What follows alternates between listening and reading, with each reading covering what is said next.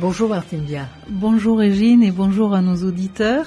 Nous abordons aujourd'hui le haut Moyen-Âge, l'époque des invasions qui ont perturbé fortement le transport des huiles et des parfums et des plantes. Et on se posera donc la question de la relation des femmes gallo-romaines avec ces parfums. Alors, je vais vous parler, de l'âge des ténèbres, c'est-à-dire c'est le haut Moyen-Âge, c'est la fin de l'Antiquité, c'est une période très perturbée parce que c'est aussi les débuts du christianisme qui vont remettre beaucoup en question à la fois les comportements et les rituels religieux. Ce qui va être le grand moment de cette période-là, c'est entre le 4e et le 7e siècle, les fameuses grandes invasions. Alors, ce sont des hordes de populations barbares, c'est-à-dire étrangères au monde romain, à l'Empire romain, donc, qui vont traverser le Danube et le Rhin, qui sont des frontières naturelles pour les Romains, et franchir les limes. Les limes, ce sont les limites, les frontières qui sont gardées.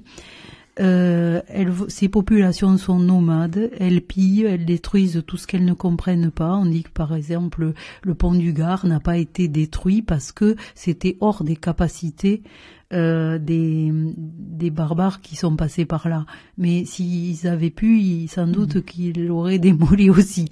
Voilà. Donc tout ce qu'ils ne comprenaient pas, dont ils ne voyaient pas l'usage, ils le détruisaient. Ce sont des populations donc qui viennent du nord ou de l'est. D'ailleurs, les Romains se sont toujours méfiés de ce qui venait de l'est et qui vont vers le sud-ouest. Alors, ce n'est pas tout et en même temps. Ces populations ont aussi quelques valeurs. Alors, elles ont, par exemple, la fidélité au chef et au clan. Elles ont l'attachement à la famille. Elles ont l'exercice oral aussi du droit et la pratique de la vendetta, c'est-à-dire de la vengeance d'un clan à l'autre. Et tout ça, évidemment, nous prépare un Moyen-Âge qui va être aussi assez sombre. Parce que ces populations, dans leur grande majorité, vont finir par se sédentariser. Alors, pour l'instant, tant qu'elles ne sont pas christianisées, elles sont polygames et polythéistes. Celles qui se sédentarisent deviendront donc chrétiennes et monothéistes, mais ça prendra quand même des fois 6 à 700 ans. Et pendant ce temps, de larges pans donc de notre territoire, surtout ici dans le sud de la France, restent à l'écart et en paix.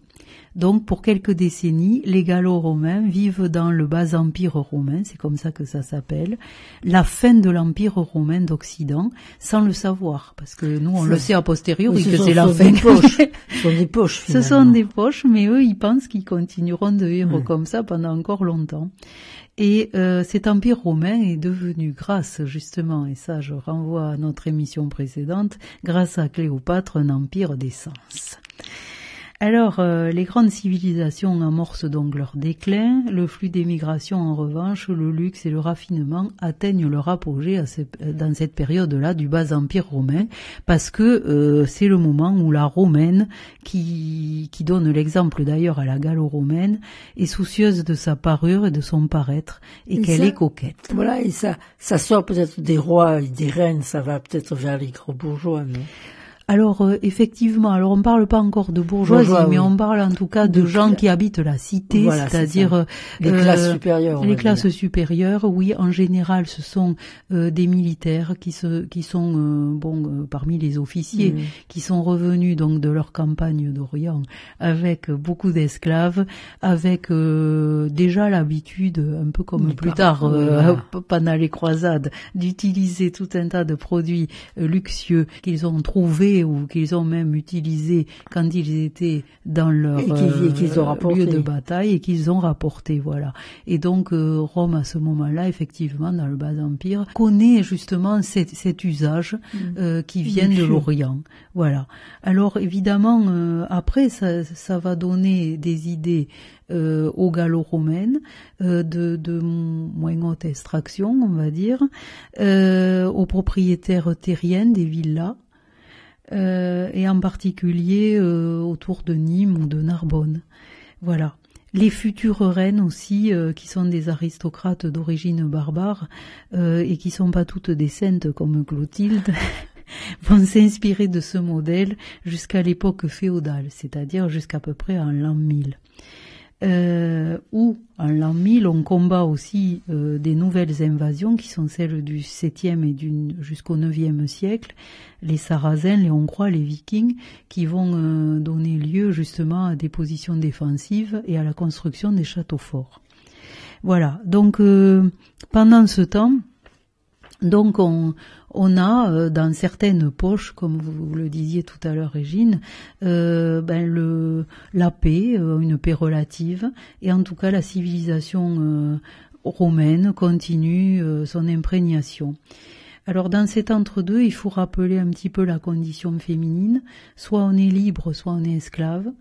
Ces deux conditions sont d'ailleurs transmissibles par la naissance, c'est-à-dire on est esclave parce qu'on avait des parents esclaves et on est libre si on était de parents libres. Mais la femme romaine reste mineure. C'est-à-dire aujourd'hui on parle de la majorité à 18 ans, à l'époque pour les filles c'était inconcevable, elles restaient toujours sous peut-être pas la... Alors ça dépend encore une fois de à quel père vous avez affaire ou à quel frère aîné ou à quel mari, mais en tout cas assujetti. Oui, assujetti, voilà.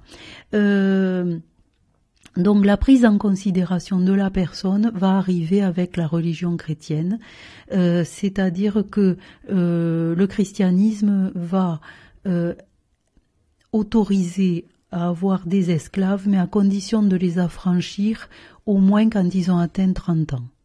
Ensuite, va petit à petit montrer que il vaut mieux avoir des serviteurs qui sont fidèles que des esclaves.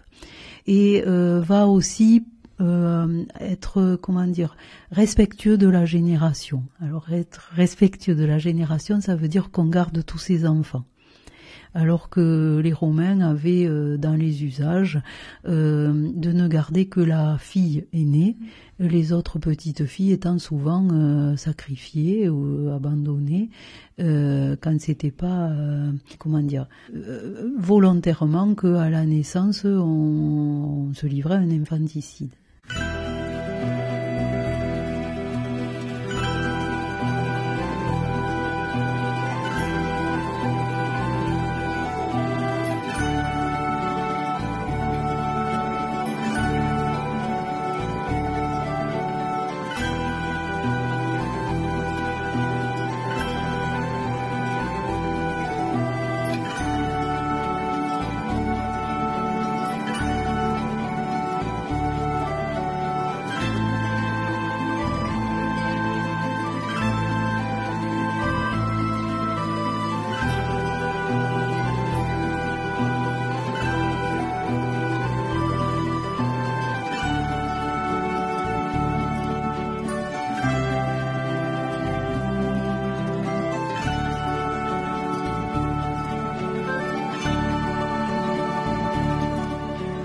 Alors, le parfum dans tout ça, vous allez me dire.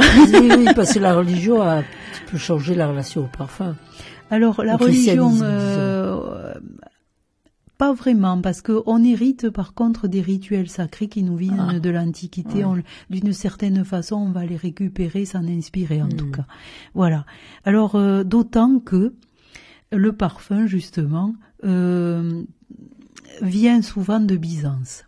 Et Byzance a résisté en tant que capitale de l'Empire romain d'Orient pendant 1000 ans. Donc les usages romains, ou en tout cas même byzantins, c'est encore plus raffiné, font que cet empire va donner le ton encore et rester un exemple. C'est une capitale chrétienne qui a fidélité au pape jusqu'au schisme de 1054, qui va justement diviser les catholiques entre eux, entre catholiques romains avec le pape et catholiques orthodoxes avec justement du côté de l'empereur byzantin et des patriarches. Alors par Constantinople donc ou Alexandrie, et là on en revient un petit peu à l'influence de Cléopâtre, par l'Arabie aussi, les parfums viennent de Perse ou de l'Inde. Et ils sont fixés dans des huiles pour le transport justement. Ce sont des huiles qui sont salées ou colorées de rouge avec du cinabre. Oui, mais ici, ils viennent de plus en plus loin à ce moment-là, les parfums. Comment est-ce qu'on les conserve pendant le transport?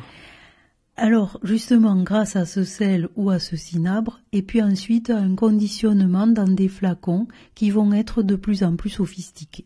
Alors, on va trouver des flacons qui sont un peu des bijoux, en onyx, en albâtre.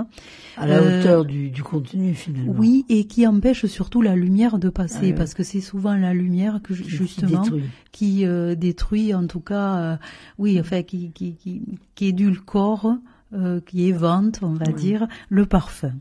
Or, comme c'était aussi des pays qui étaient souvent avec des climats chauds, il fallait absolument préserver justement le contenu.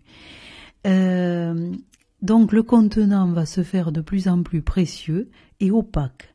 Et ce qui fait qu'au 1er et 2e siècle, à Rome et dans tout l'Empire romain, on va avoir des verriers qui vont essayer de colorer avec des pigments le verre, de façon à faire des verres colorés justement. Et à éviter toute décomposition. À éviter justement que les parfums et les contenus, les contenus ne s'éventent, et aussi que ça coûte un petit peu moins cher que l'onyx ou l'albâtre. Voilà, qui était plus difficile à trouver et qui était plus précieux. Donc ces verres vont devenir de plus en plus colorés, on peut en voir encore au musée de la Romanité à Nîmes. Et alors après, ils sont décorés. Ils sont décorés avec des coquilles de nacre, avec des perles, avec des petites pierres précieuses pour scintiller, etc. Alors évidemment, on comprend que ces parfums valent une petite fortune aussi, à la hauteur de tous ces agréments, et ils contiennent aussi des ingrédients qu'on ne trouve qu'en Orient. Alors le jasmin, le baume de Judée, la cannelle. Ensuite, on a aussi l'armoise d'Arménie, le santal. Et alors, le santal, on dit que le meilleur vient de Mysore, en Inde. Donc, ça suppose là aussi des trajets très très longs, des caravanes.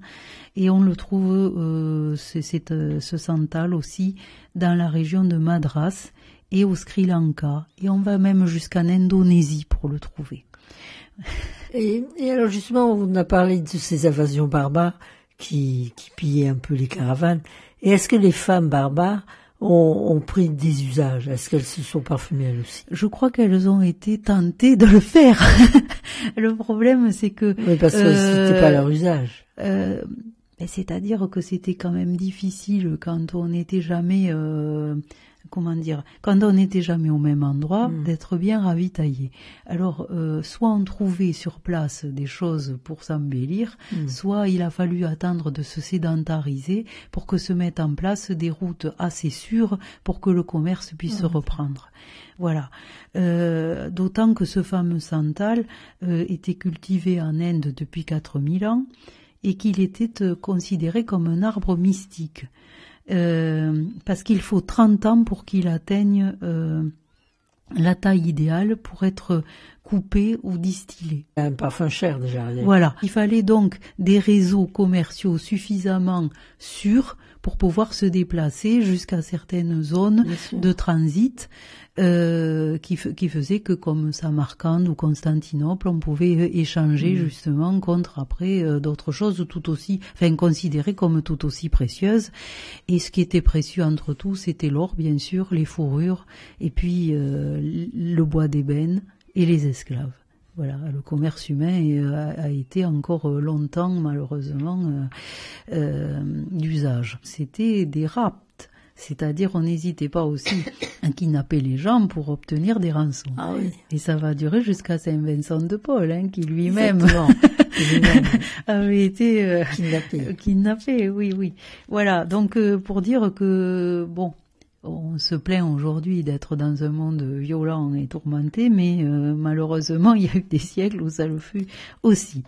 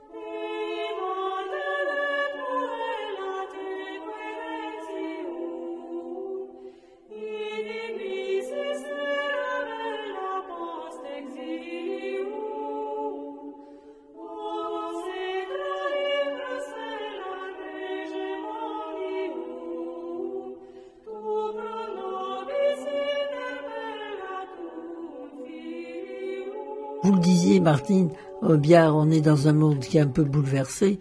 Les routes sont de plus en plus longues. Est-ce qu'on n'a pas cherché à trouver des approvisionnements locaux ou à transposer finalement certains parfums?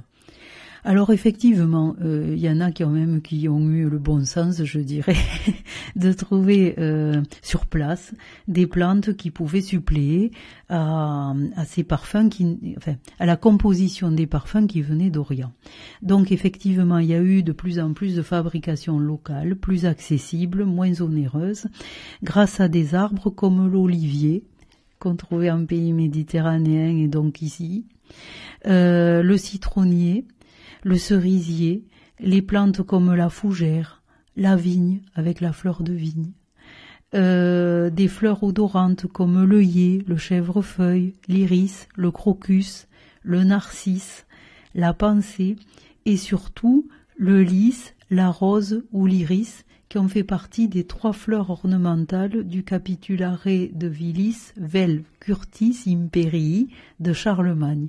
Alors là, un petit mot pour dire que Charlemagne avait un empire qu'il s'était composé qui était très très étendu, très vaste, puisqu'il allait de la Baltique à l'Adriatique, qu'il avait vent finalement de plusieurs types de modes de vie et de coutumes et de traditions, que lui-même s'était installé à Aix-la-Chapelle. Donc la capitale, pour ceux qui ne le savent pas, n'a pas été toujours Lutèce ou Paris pour nous. Ça a été pendant, en tout cas au IXe siècle, le palais d'Aix-la-Chapelle. Et Charlemagne était quelqu'un de très très raffiné, qui avait fait justement construire son palais à Aix-la-Chapelle parce qu'il y avait des sources d'eau chaude et que par conséquent il pouvait prendre des bains d'eau chaude autant qu'il le voulait, et c'était quelque chose qu'il appréciait beaucoup, à la fois parce que ça le détendait, ça avait des vertus donc thérapeutiques, et puis parce que on est encore dans l'usage romain justement d'aller au therme, c'est-à-dire THERMES au terme, c'est-à-dire dans des endroits qui ressembleraient un petit peu à nos spas d'aujourd'hui, c'est-à-dire des endroits où on pouvait à la fois garder une hygiène et en même temps se détendre, voilà, et soigner son corps aussi. Voilà. Donc ces termes vont continuer pendant longtemps d'inspirer nos ancêtres et vont se transformer en étuves au fur et à mesure que les populations barbares justement se sédentarisent et qu'on entre dans le Moyen-Âge. Et ces étuves qui vont être d'ailleurs des lieux où on va pouvoir prendre des bains et soigner son corps et aussi se rencontrer comme dans les thermes jusqu'au XVIe siècle. Alors le problème... Il n'y a pas de transmission de maladies. Alors justement, le problème c'est les transmissions de maladies parce que évidemment c'est aussi des endroits où pullulent les bactéries et les microbes. Alors on n'appelait pas ça bactéries ou microbes à l'époque parce que pour ça il fallait le microscope, et c'était pas encore inventé, mais on parlait de miasme. Alors donc ça, voilà, c'est-à-dire tout ce qui pouvait se transmettre. D'autant que ces lieux, dans certains cas, étaient exploités à d'autres fins et servaient un peu de maison close. Donc ils avaient mauvaise réputation. Les voisins se plaignaient quelquefois de la mauvaise fréquentation de certaines étuves, et donc il y avait là aussi une espèce de surveillance policière. À certains moments aussi, on a accusé ces étuves d'être des endroits donc où on se transmettait aussi des maladies vénériennes, évidemment. Ça faisait un peu maison close.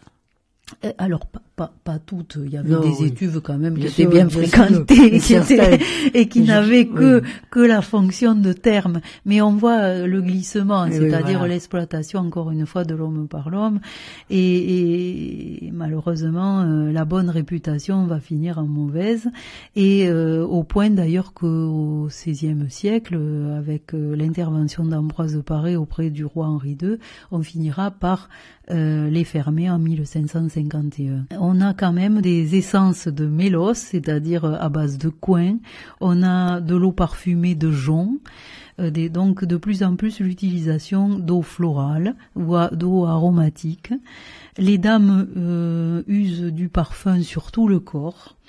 Les pieds, les cheveux, s'en faisaient fabriquer des masques aussi de beauté pour la nuit, en mettaient sur leurs vêtements, dans leurs lits, dans leurs armoires, dans l'huile des lampes, sur les murs, parce que les murs étaient tendus de tapisserie, mais de vraies tapisseries. À l'époque, quand on parlait de tapisserie, c'était vraiment tissé. Voilà. Donc là, pour le coup, je renvoie à la tapisserie de la reine Mathilde, qui est très célèbre à Bayeux. Exactement. Donc là, on a une idée de ce qu'était la tapisserie, parce que la fonction était décorative, mais aussi c'était pour se protéger du vent, de l'humidité, du froid des murs. D'où l'habitude aussi de plâtrer les murs pour éviter justement les courants d'air à travers les pierres.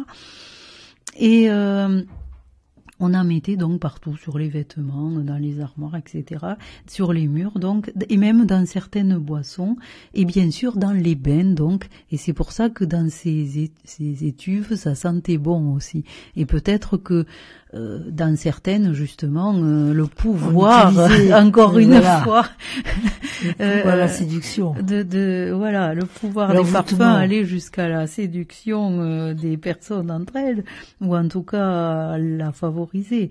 Alors, en tout cas, c'est des lieux pleins de senteurs, que ce soit les maisons, les palais, les églises, les étuves, et la question donc des parfums a été largement abordée dans les livres 12 et 13 de Pline, dans son Histoire naturelle, où il n'hésite pas à donner même tout un tas de recettes dont on va s'inspirer bien entendu après dans le monde gallo-romain et dans les débuts des premiers royaumes barbares, que ce soit avec les dynasties mérovingiennes ou carolingiennes. Voilà. Donc il y a vraiment une tradition qui s'installe, une tradition écrite qui s'installe, et du coup la parfumerie européenne commence aussi à faire parler d'elle et va être définitivement attestée à partir du XIIIe siècle. Alors, dans la prochaine émission, je développerai le fait que justement, on va commencer à faire une toilette sèche, c'est-à-dire à se passer on va voir l'évolution de l'usage du parfum finalement. Et ensuite, parce qu'on va craindre de plus en plus justement cette eau chaude, et surtout cette eau qui n'est pas bouillie ou distillée. Ensuite, l'usage des parfums va un petit peu évoluer aussi, parce on a vu qu'il y avait eu des modes. On a parlé de l'encens, on a parlé ensuite du santal. Donc à chaque époque aussi, il y a des vogues. Il y a des fragrances qui est plus appréciées que d'autres. Voilà. Ou plus à la mode aussi, ou plus symbolique aussi du luxe. Parce que évidemment, quand quelqu'un sentait le santal, on comprenait que c'était quelqu'un qui avait les moyens. Voilà, exactement. Voilà. Donc on va basculer là, la Renaissance, vers d'autres vers d'autres usages et d'autres références. Voilà, en lien avec le monde antique d'ailleurs, parce qu'on va renouer avec des usages ou des principes qui s'appuient sur le monde gréco-romain. Aussi.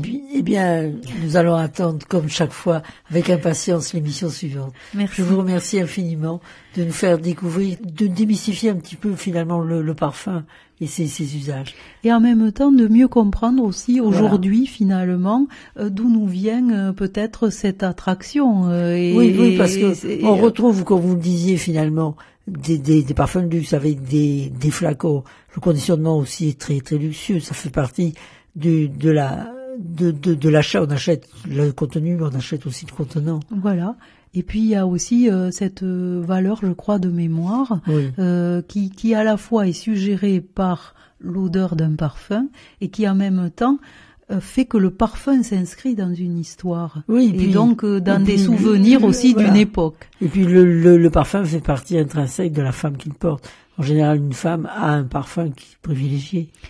Alors on verra aussi que ces parfums ont fini aussi par conquérir les hommes qui eux aussi ont pris l'habitude, en particulier à la Renaissance, non seulement de se parer, mais aussi de se parfumer. Oui, on verra quand même que ça avait été un peu une nécessité.